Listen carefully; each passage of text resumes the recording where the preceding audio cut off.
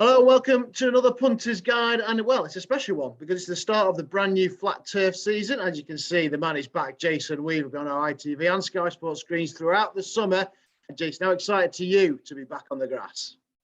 Absolutely, so pumped for it. Obviously, look, I love the jumpers, and obviously it's only a couple of weeks. We'll have the Grand National, the Scottish National as well, but it is time to crank it up a gear. It's time for the speedsters, and just love it. You know, the sun has come out. We're ready for the flat. Oisin Murphy's not about, but we've got some young lads like a Harry Davis who is sort of forging himself a real big reputation at the moment. So he's going to have to come through.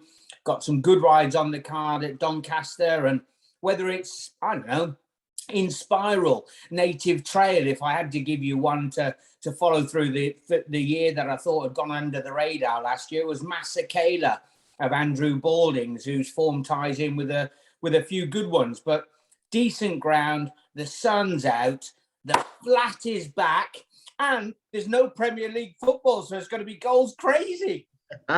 He's on the goals galore this weekend in the lower league football. Fingers crossed we can have some winners on the racing as well. I mean, we're not really going to learn much. Well, I say we'll learn plenty, but we don't know anything about them in the Brocklesby, which is the first race today. Traditionally, the juveniles, of course. So we'll start with the Cammidge Trophy at 150, Jason. 4-year-old's got a good recent record in here. There's only 2 of them, but there's been some good money all week. Charles Hills is Garris. Yeah, look, it's he's a horse who's actually got a really good record fresh. If anybody is looking at the Brocklesby, just one Persian Force, 225,000 he cost. He's the most expensive in the lineup by some way. So if the money talks, we will see Persian Force for the Handicap. Garris, who you mentioned, great record fresh. He's only 3.5 lengths behind Emirati Anna in the Sprint Cup. It's really, really good form. The team have had a pretty productive time of it as far as the all-weather is concerned. They set off like a rocket in the early part of the season. But you go through them. Mondamedge, he flashed and threatened a few times, didn't he? He's going to want them to go flat out, if you like. Mo Salita, one of the most improved runners last season, going through the grades.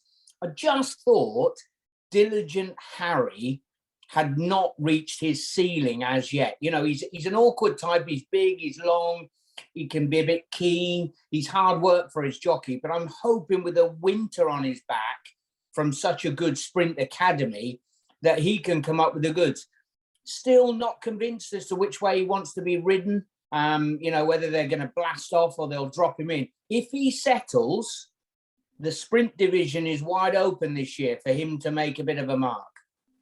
Yeah, a great quality, Diligent Harry as well to get off the mark at the first attempt this season. Obviously, the soft ground in suit in the Champions Sprint. We move on to the Spring Mile, and what's going on? Just 9 in the Spring Mile. Open. This isn't a sign of things to come.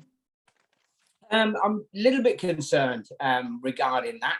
You remember years gone by, Matt, sadly we're old enough that the Lincoln used to get horses rated 70, was scraping in the bottom. Top rated 85 for the Spring Mile, 9 horses. So basically they're saying that the lower rated, you've got 9 horses chasing 45 grand. We've got 22 chasing 100,000. So they're saying there's actually more chance of you winning some good money with a lower rated horse, which is surely not right. So something's going to have to change. Let's hope it's not a worrying downward spiral, or they get rid of the consolations and those horses that get drafted in. They said it's supposed to be 10.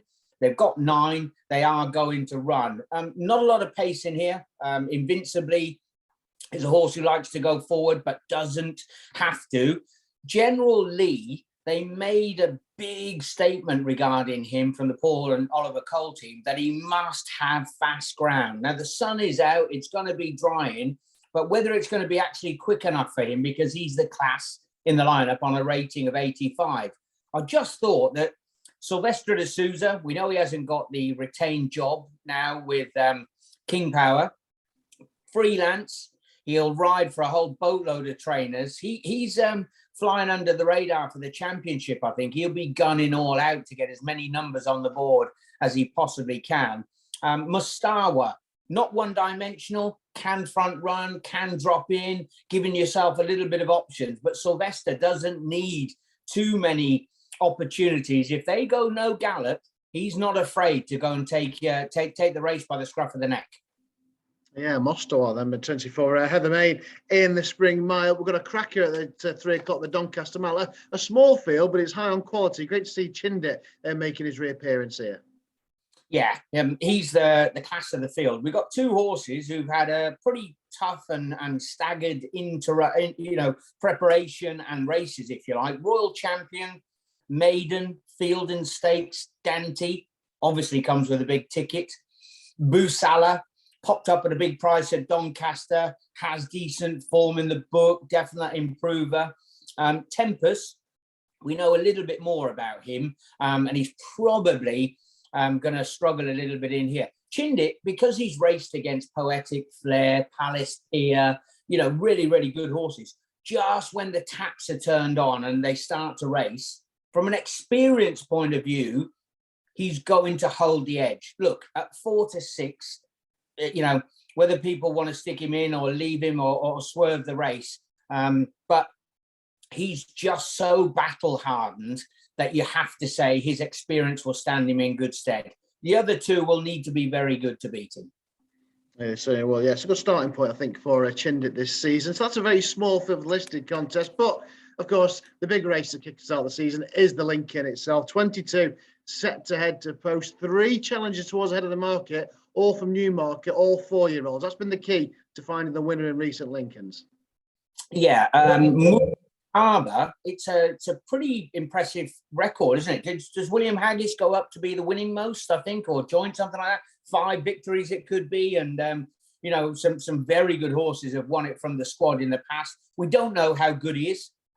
Interesting, not a lot of people giving Adam Farrager a sort of a fair crack of the whip, if you like. He's been given 1 or 2 opportunities by William Haggis, William and Maureen, but not too many others. So the jury's out. This could be a springboard for him.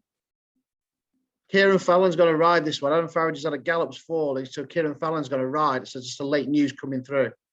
Oh, okay. So with Kieran Fallon, well, that's desperate news, isn't it? Talking about wanting to get an absolute springboard seems to be happening with a few of the lads recently. Look, when you go down them, Modern News, Mujtaba, they come with that sexy Newmarket profile, don't they? That's the thing as far as they're concerned.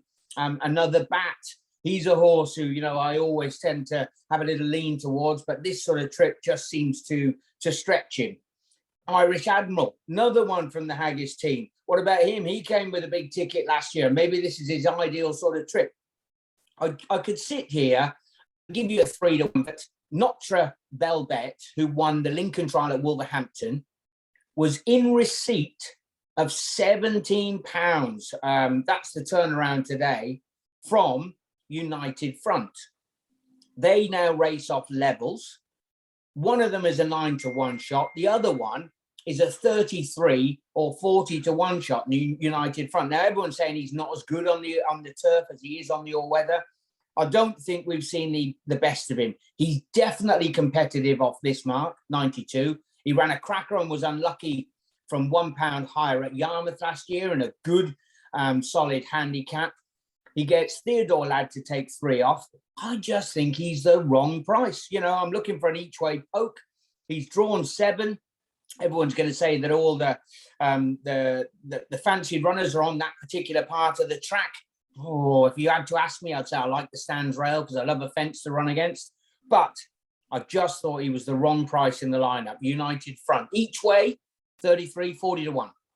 Well, then, with 5 places as well. So United Front, so he's had a lot to find, has he, to turn that form around with Notre Belbet. We're going to head from the turf to the all-weather. It's still the start of the flat season. We're on the all-weather at Kempton. We've got the Magnolia Stakes to look at, Jay. So we've got 3rd and 6th there from the Winter Derby. Bearing in mind the 1st and the 2nd are chasing big bucks over in Maydown. It's a chance for Fancy Man to get back to winning ways. Yeah, he's... I don't think he's blessed with the best change of gear. Everything has to be worked in his favour. I mean, we've got one horse who likes to make the running in here, Living Legend, likely to go forward. Joe Fanning on board, dangerous combination up on the front end. Someone's going to have to go and lean on his shoulder, whether that's Al Zarakan, whether that's Father of Jazz, I don't know. But that's the sort of way I see the race finishing off. Surely, Felix was a huge price when he ran in the Jebel Hatta, but that run behind Alpha Rig is absolutely rock solid. He came from nowhere to fill a good spot. He's got a good all-weather profile, and I look through the lineup here, and I know that some of them could still be improving, and you can make a case for them. Felix has so much more class than this field in the finishing final 150 yards or so. I just think he'd be too quick. He might not looking like he's going to win 2.5 down, but you get to the furlong marker, he will be powering home. Yeah, Felix had such a great all-weather campaign, of course, for Marco Botti. And then we've got the longest race in front of the ITV cameras on Saturday, the Queen's Prize, which was years gone by, used to be a cracking contest. Still is. Obviously, lower-rated rivals nowadays. But we've got potential, well, very much an improving Godolphin stay here in Bandinelli, which heads the market.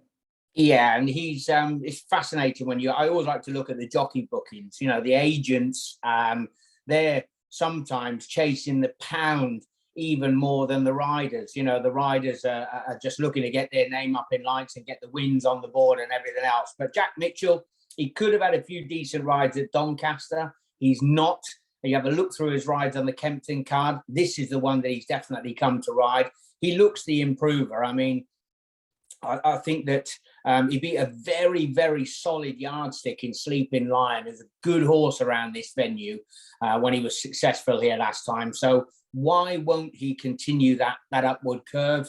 The likes of Hiroshima has been a horse that I've kept a close eye on. Pistoletto also for the John Ryan team. I'm going to go with the favourite. Very boring, I know, but he looks the right type. He definitely looks the right time. If there is one horse in here who could run way, way better than his odds, it's Finiston Farm. Now, he ran in the D Stakes. He's running some really, really good races. He ran over in France the other day. This trip is an unknown. I hope they don't gun him from the front end and try and break his heart. Hope they give him a little bit of a chance. Unless he gets a soft time in front, obviously. But so look, I think the favourite will win. If there was an upset on the cards, Finiston Farm is dangerously well handicapped. Yeah, he looked pretty useful, didn't he, for Tom Dascombe in years gone by. Yeah, so that's the 6 sides, or 7 if you include the Brocklesby, but obviously there's no form to go on there. The first 2-year-old race of the season kickstarts the flat turf campaign. What would be the idea of a best bet on the card on Saturday? I think when you go through them and have a real look at them, just because of the £17 turnaround, and one is 9 to 1 and one is 33 to 1, around that sort of price, I look at that and I feel that they expect the Balding runner to be bang on the premises. With the weight allowance, the grounds come right. He might even win. Who knows? He might even win, but he can hopefully get a slice of the pie. And of course, you're paying the 5 places. Yeah, United front then in the Lincoln for Jason. Looking for a bit of value in the first big heritage handicap of the 2022 flat turf season. Yes, it is nearly upon us. Cheers to Jason for joining us. We'll hear plenty of him, of course, throughout the summer, be on our ITV screens and our Sky Sports racing teams, wherever you're back in there this weekend at Doncaster, Maidan, Kelso, wherever it may be. The very best of luck.